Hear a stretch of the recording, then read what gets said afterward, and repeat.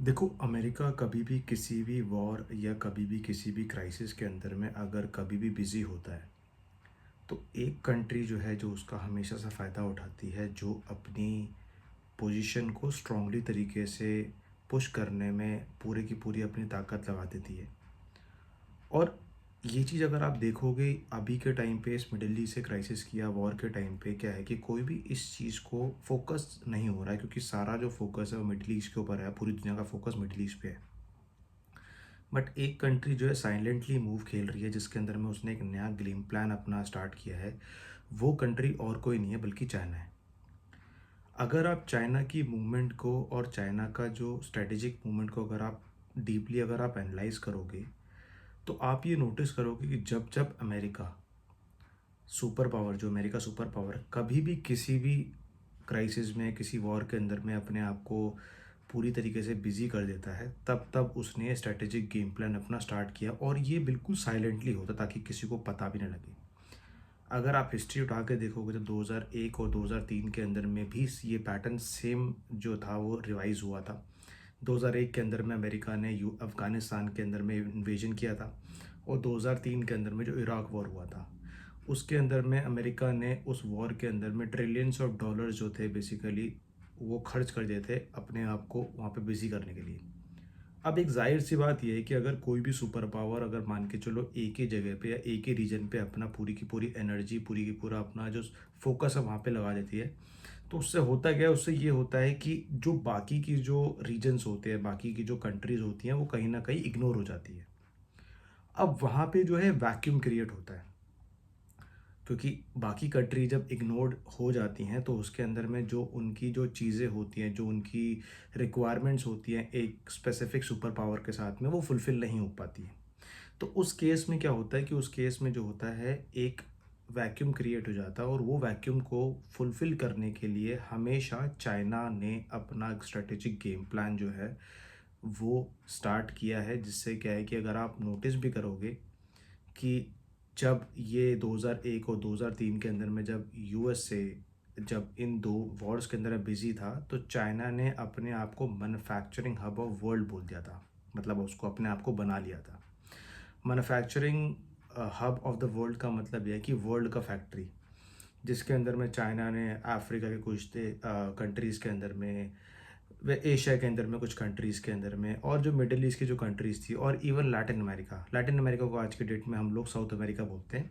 तो इसके अंदर में क्या है कि बहुत बड़ा चैनल पे मैन्युफैक्चरिंग हब अपने आप को क्रिएट किया था, और अपनी जो स्ट्रैटेजी थी वहाँ पर उसने पूरी की पूरी जो है वो फैला दी थी। अपनी रीच जो थी, कंज्यूमर की जो रीच थी बेसिकली इकोनॉमिक लेवल पे, वो उसने फैला दी थी। अब उसने इस ब्लूप्रिंट का जो नाम था बेसिकली, ये पूरा का पूरा स्ट्रैटेजी जो थी, इसको बोलते हैं बेल्ट एंड रोड इनिशिएटिव, जिसको आज की डेट में शॉर्ट फॉर्म में लोग BRI भी कहते हैं। तो ये एक तरीके का एक लॉन्ग टर्म ब्लूप्रिंट है चाइना का, जिसके अंदर में चाइना इस ब्लूप्रिंट के तौर पे पूरे के पूरे वर्ल्ड की इकोनॉमी को कहीं ना कहीं मैनिपुलेट करता है, करता आया है, और अभी भी कर रहा है, और हो सकता है आने वाले टाइम पे भी करे, क्योंकि यूएस, और देखो, चाइना का मेजर जो थ्रेट है वो यूएस से है। तो चाइना वो ऐसी कोई भी चीज़ करने से बाज नहीं आता जहाँ पे यूएस का इन्फ्लुएंस ना हो। आप नोटिस करोगे जहाँ जहाँ यूएस का इन्फ्लुएंस नहीं है, वहाँ वहाँ चाइना का इन्फ्लुएंस है। और अभी के डेट में अगर आप नोटिस करोगे, जो मिडिल ईस्ट के क्राइसिस में हो रहा है, जो मिडिल ईस्ट क्राइसिस में जो सबका जो फोकस वहीं पे ही है, चाइना ने डायरेक्टली और इनडायरेक्टली ईरान को सपोर्ट किया उस मिडिल ईस्ट के वॉर के अंदर में। अब वो चाहे वेपन्स के फॉर्मेट में हो, चाहे वो स्ट्रेटेजिक प्रीसाइज लोकेशन सैटेलाइट्स के थ्रू जो मिलिट्री बेसिस को उड़ाया गया था, डिस्ट्रॉय किया गया था ईरान की तरफ से यूएस के, वो हो, तो कहीं ना कहीं चाइना जो है अमेरिका को इन्फ्लुएंस करने के लिए वो कोई भी चीज़ ऐसी छोड़ता नहीं है कि यहाँ पर मेरा दबदबा होना चाहिए। कोई भी सुपर पावर होगी वो आने वाले टाइम पे ये चीज़ करती है, बट चाइना जो है ये साइलेंटली मूव खेलता है, जिससे क्या है कि वर्ल्ड की नज़रों में ना आके वो लोग ये सारा गेम प्लान बना सकें। अब ये जो बेल्ट एंड रोड इनिशिएटिव जो मैंने आपको बताया, अभी ये जो बेल्ट एंड रोड इनिशिएटिव, ये सिर्फ ये रोड्स और पोर्ट, जैसे जो सी पोर्ट्स होते हैं और एयरपोर्ट्स हैं, उनका प्रोजेक्ट नहीं है। ये ग्लोबल इन्फ्लुएंस का नेटवर्क है बेसिकली। इससे क्या है कि इस BRI फॉर्मेट, इस BRI ब्लूप्रिंट के थ्रू चाइना जो है वो एक अपना सिग्निफिकेंस ग्लोबल इन्फ्लुएंस करने के लिए एक ब्लूप्रिंट बनाया जिसने क्या है कि वो अपने आप को, अपनी इमेज को ग्लोबल लेवल पे इन्फ्लुएंस कर सके। अब ये चीज़ पैटर्न बिल्कुल सेम है जो पहले देखा गया था। अब आज भी पैटर्न बिल्कुल सेम है, बट दुनिया क्या है कि इस पे फोकस नहीं कर रही। दुनिया फोकस कर रही है मिडल ईस्ट पे, वॉर्स पे और यूएस की जो मिलिट्री एंगेजमेंट है उसके ऊपर में। यहाँ पे सबसे टेंशन वाली बात यह है, चाइना फिर से वही काम कर रहा है जिसको हम लोग बोलते हैं साइलेंट एक्सपेंशन। साइलेंट एक्सपेंशन का मतलब ये होता है कि साइलेंटली मूव करो ताकि किसी को पता ना हो। रीसेंट रिपोर्ट्स के अकॉर्डिंग अगर आप देखोगे तो ये सजेस्ट किया जा रहा है कि यूएस मिडल ईस्ट में भी बिजी है।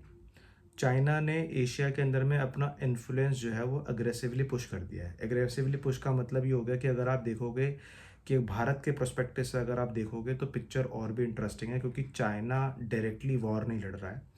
चाइना जो है एक सर्कल बना रहा है बेसिकली भारत के आसपास। अभी रिसेंटली कुछ रिपोर्ट्स के अकॉर्डिंग उसने अपनी एंगेजमेंट जो है वो नेपाल, बांग्लादेश और श्रीलंका के अंदर में भी बहुत ज़्यादा बढ़ा दिए। तो कहीं ना कहीं वो भारत के साइड में जो एक आर्क बना रहा है, एक एन सर्कल बना रहा है बेसिकली, वो कहीं ना कहीं बहुत एक आगे जाके भारत को एक, अभी रिसेंटली अगर आप सुनोगे तो कहीं ना कहीं भारत को केटर करने के लिए, काउंटर करने के लिए इन सर्कल जो है वो बना रहा है ताकि हम लोग भारत को केटर कर सकें आने वाले वाले टाइम के अंदर में। अगर आप देखोगे इन तीनों कंट्रीज़ के अंदर में जो सर्कल जो बनाया गया है वो उसने क्या है कि चाइना के जो थिंक टैंकर्स होते हैं, वैसे थिंक टैंकर का मतलब क्या होता है कि जो ब्यूरोक्रेट्स आप बोल सकते हो, साधारण भाषा में बात करूँ, ब्यूरोक्रेट्स और डिप्लोमेट्स होते हैं वो कहीं ना कहीं क्या करते हैं कि एंगेजमेंट जो है और फास्ट कर दे। जैसे चाहे आप एंगेजमेंट हो गई, डिप्लोमेसी हो गई या इन्वेस्टमेंट लेवल पे जो एंगेजमेंट होती है वो ज़्यादा कर देते हैं। अब इन तीनों कंट्रीज़ के अंदर में करने का मतलब क्या है कि चाइना जो है भारत को केटर करना चाहता है, क्योंकि चाइना ये कभी नहीं चाहता कि भारत का नाम एशिया के अंदर में नंबर वन पे आए। क्योंकि एशिया के अंदर में दो ही कंट्रीज जो हैं वो top number one, number two पे हैं, वो हैं भारत और चाइना। चाइना हमेशा चाहेगा कि मेरा इन्फ्लुएंस भारत से ज़्यादा हो और कहीं ना कहीं मैं भारत के ऊपर डोमिनेट भी करूं आने वाले टाइम पे, in terms of different different अगर टेंजेंट में बात की जाए तो उसके अंदर में। बट यहाँ पर क्या है डेंजरस बात, तो देखो जो इस सर्कल को बेसिकली क्या बोलते हैं ना, इस सर्कल को एक स्लो एनसर्कलमेंट स्ट्रैटेजी बोलते हैं इसको। इसमें सबसे डेंजरस बात यह है कि जो वॉर है बेसिकली वो बॉर्डर्स पे नहीं लड़ी जा रही है, ये दिमाग के अंदर में हो रही है। ये जो वॉर चाइना कर रहा है बेसिकली, ये जो टैक्टिक्स इस्तेमाल कर रहा है बेसिकली, स्लो एनसर्कलमेंट वाली टैक्टिक जो है, ये स्ट्रैटेजी है, ये कहीं ना कहीं दिमाग के अंदर में हो रही है। और चाइना का जो फोकस है सिर्फ मिलिट्री नहीं है, चाइना का फोकस है इंफॉर्मेशन एंड परसेप्शन। उसकी गेम पहले भी यही थी, उसकी गेम आज भी यही है और आने वाले टाइम पे भी होगी। अब एग्जाम्पल के तौर पर बताता हूँ, ताइवान को ले लो आप। ताइवान के अंदर में अभी पिछले कुछ दिनों से अगर आप न्यूज़ को फॉलो कर रहे हो या फिर अगर आप चेक कर रहे हो डेली, ये जो एनालिसिस अगर आप कर रहे हो तो उसमें देखा होगा चाइना ने ताइवान को चारों तरफ से घेर लिया है अपने नेवल शिप्स के थ्रू। तो अब क्या है, चाइना ने एक परसेप्शन एक लॉन्च कर दिया वहाँ पर। उसने AI generated clips, fake narrative और क्राइसिस ह्यूमर्स की बलबूते पे ये सब यूज़ करके उसने चाइना, जो ताइवान की जो पब्लिक है उसका परसेप्शंस को इन्फ्लुएंस करने की कोशिश कर रहा है। यानी कि एक ऐसा क्या होता है ना कि जो वीडियोस बना के, क्राइसिस का ह्यूमर बना के, एक नरेटिव बना के, वो क्या है चाइना की जो ताइवान की जो पॉपुलेशन है उसके अंदर में सोशल रिफॉर्म, यानी सोशल मीडिया इसके थ्रू ये सब जनरेट करा के, फॉलो सर्कुलेट करा के कहीं ना कहीं लोगों के अंदर में डर बिठाने की कोशिश कर रहा है। यानी कि जो उनका परसेप्शन है ताइवान को लेके वो कहीं ना कहीं इन्फ्लुएंस हो जाए, उसकी कोशिश कर रहा है। अब इसको इंटेलिजेंस लैंग्वेज में बोला जाता है कॉग्निटिव वॉरफेयर। कॉग्निटिव वॉरफेयर जो होता है ये होता है कि ऐसा कर दो नैरेटिव्स के थ्रू या वीडियोस के थ्रू ताकि जो उनकी पॉपुलेशन है उनको खुद भी सोचने पे मजबूर हो जाए वो लोग कि एग्जैक्टली में ये चीज़ हो रही है। क्योंकि क्या होता है कि एज अ ह्यूमन बीइंग क्या होता है कि हम लोग वीडियोस पे ज़्यादा भरोसा कर लेते हैं। आज की डेट में देखा होगा आपने कि मिडल ईस्ट के वॉर के अंदर में देखा होगा ईरान ने बहुत सारी जो वीडियोस है, डीप फेक वीडियोस है, वो बना के पब्लिश की थी। बट ये चीज़ होती है तो कहीं ना कहीं लोग उसको सच मान लेते हैं। तो ताइवान की और चाइना की जो स्ट्रैटेजी है वो सिंपल है बेसिकली। वो क्या करता है, लोगों का परसेप्शन इन्फ्लुएंस करने की कोशिश करता है।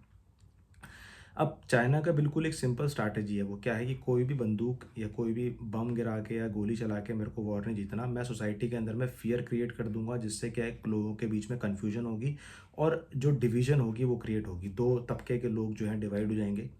जैसे अभी भारत में भी अगर आप देखोगे कि कुछ प्रो चाइनीज़ हैं, कुछ प्रो पाकिस्तानीज़ हैं और कुछ प्रो इंडियंस हैं, कुछ।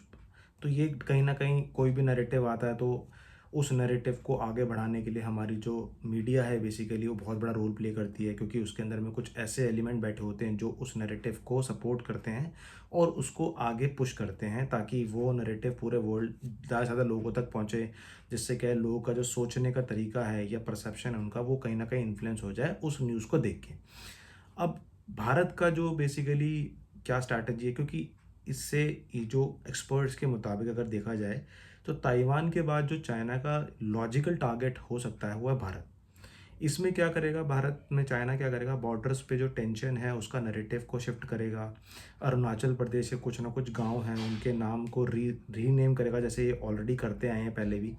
और सोशल मीडिया पे जो है पैनिक क्रिएट करने का, सोशल मीडिया पे पैनिक क्रिएट करने का मतलब ये है कि ये कोई डायरेक्ट अटैक नहीं है, ये साइकोलॉजिकल प्रेशर बिल्ड करने की कोशिश करते हैं। जो साइकोलॉजिकल प्रेशर जब अगर मान के चलो अगर आपके माइंड में हो जाएगा तो उससे क्या है कि ये सब ग्राउंड लेवल पे नहीं होता, ये एक नैरेटिव लेवल पे गेम खेला जाता है। यानी कि ग्राउंड में कुछ नहीं हो रहा, नैरेटिव लेवल पे जो गेम होगा वो खेला जाएगा, जिससे क्या है कि साइकोलॉजिकल जो प्रेशर है साइकोलॉजिकल, वो क्रिएट होता है लोगों के बीच में।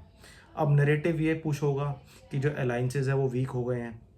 अलाइंसेस का मतलब जो यूएस और जो भारत और यूएस का जो रिलेशन है वो वीक हो गया है, स्ट्रैटेजीज फेल हो रही है। स्ट्रैटेजीज का मतलब आपका इंडो पैसिफिक का मैं बात कर रहा हूँ स्पेसिफिकली।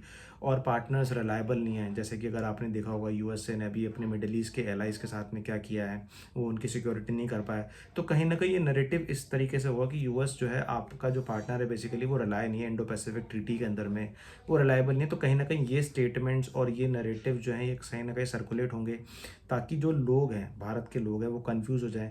जिससे क्या है, गेम सिंपल है चाइना का कि चाइना अमेरिका जहाँ भी बिजी है, चाइना अपना एनवायरनमेंट को शेप करने में लग जाता है। इसमें क्या होता है कि कोई डायरेक्ट वॉर नहीं करता है, ये एक सिर्फ इन्फ्लुएंस करता है, इन्फ्लुएंस वॉर को इन्फ्लुएंस करता है। और चाइना के एक मिलिट्री स्ट्रैटेजिस्ट हैं बेसिकली, सुंजू है उनका, वो ये उस कोड पे बड़ा रिलाई करते हैं।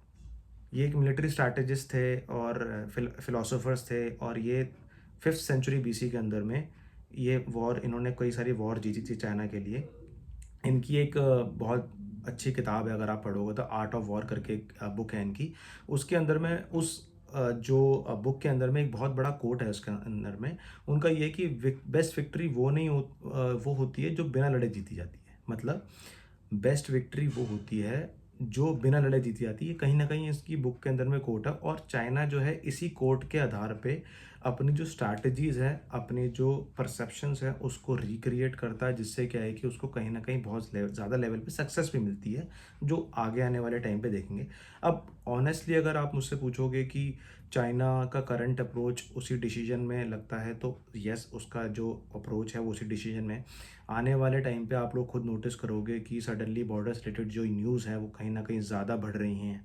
सोशल मीडिया पे फियर और जो कन्फ्यूजन वाला कंटेंट है वो ज़्यादा इंक्रीज़ हो रहा है एआई और डीप फेक वीडियोज़ के थ्रू। और डिफरेंट नरेटिव जो है वो क्लैश होंगे, मीडिया इसके अंदर में बहुत ज़्यादा रिपोर्ट होंगी। जो प्रो चाइनीज़ है, जो लगता है कि ये चीज़ है, उसको ज़्यादा एग्रेसिवली पुश करेंगे वो चीज़ें। अब तब सब लोग ये सोचेंगे और रिएक्ट करेंगे कि क्या एग्जैक्टली हो रहा है। देखो, असली गेम जो है वो स्टार्ट होने से पहले ही स्टार्ट हो चुकी है। और सवाल ये है कि ये क्या हो रहा है। सवाल ये नहीं है कि मतलब तुम लोग इस चीज़ को, यानी कि इस हिडन गेम को किस तरीके से सोच रहे हो। सवाल एक्चुअल में क्या है कि वो एक डिफरेंट टैंजेंट में जाता है। आप लोग इस चीज़ से क्या सोच रहे हो। आई होप इस वीडियो से आपको समझ आ जाएगा कि आने वाले टाइम पे अगर कोई ऐसी वीडियोस व्हाट्सएप, इंस्टाग्राम, यूट्यूब के थ्रू अगर सर्कुलेट हो रही है जो हमारे भारत के लिए एक डैमेजिंग फिगर के रूप में शो हो रही है, तो समझ जाइएगा ये हिडन प्रोस्पेक्टिव है कॉग्निटिव वॉरफेयर का चाइना की तरफ से। हम लोग इस चीज़ को डीपली अंडरस्टैंड करते हैं, और भारत की जो एक्सटर्नल अफेयर जो एजेंसीज है, रिसर्च एंड एनालिसिस विंग, वो इसको डीपली ऑब्जर्व कर रही है, जिससे क्या है कि आने वाले टाइम पे हम लोग इस चीज़ को भी केटर करेंगे।